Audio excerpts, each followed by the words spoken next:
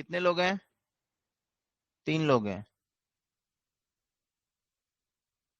यहां पर भी वही है, इसका नाम दे देंगे ABCN को, एक नाम दे दिया बस।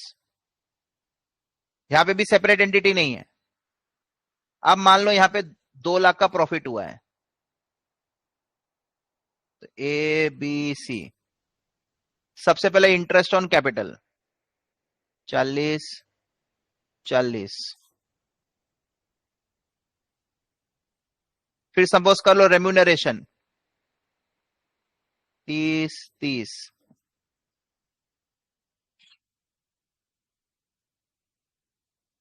है ना? फिर आ गया शेयर ऑफ प्रॉफिट, तो 80 और 60, एक 40 तो बचा 60। 20 20 20। ऐसे नहीं होता, मैं आपको बताता हूं।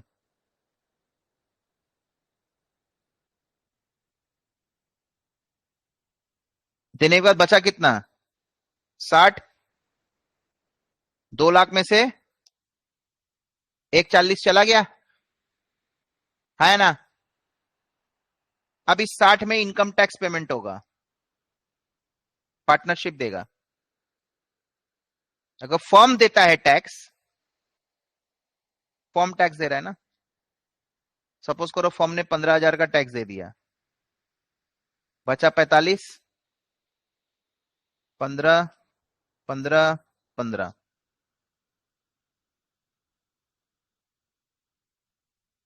ए को क्या क्या मिला? इंटरेस्ट 40 और SOP 15। तो ये इसका टैक्सेबल हो जाएगा और ये इसका एग्जेम्प्ट हो जाएगा। क्यों? क्योंकि इस पे ये ऑलरेडी पार्टनरशिप फर्म टैक्स दे चुका है, उसके बाद ये बंटवारा हुआ है। इसका मतलब इसको एज ए एक्सपेंस ट्रीट किया जाता है, इंटरेस्ट ऑन कैपिटल। मान लो ये पैसा अगर ओनर नहीं देता, तुम बैंक से लोन लेता, तो बैंक को जो ब्याज देता वो फाइनेंस कॉस्ट में आता कि नहीं आता? तो इंटरेस्ट ऑन कैपिटल को लोग फाइनेंस कॉस्ट मांग रहा है। ये लेबर अगर मैं नहीं देता तो तुम बाहर से प्रोफेशनल हायर करता तो उसको सैलरी देता। इसीलिए 2 लाख जो भी प्रॉफिट है, 1,40,000 को खर्चा मान लिया, बचा 60। उस 60 पे पार्टनरशिप फर्म ने टैक्स दे दिया,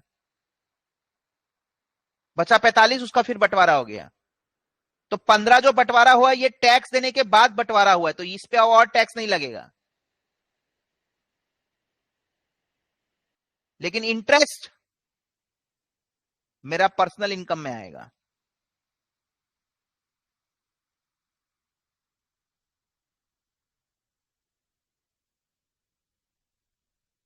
अल्टीमेटली पूरा पे टैक्स लग रहा है इनडायरेक्टली।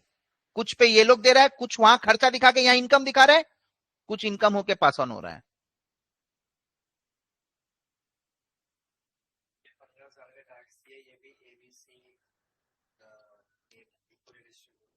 हाँ, जो प्रॉफिट शेयरिंग रेशियो है।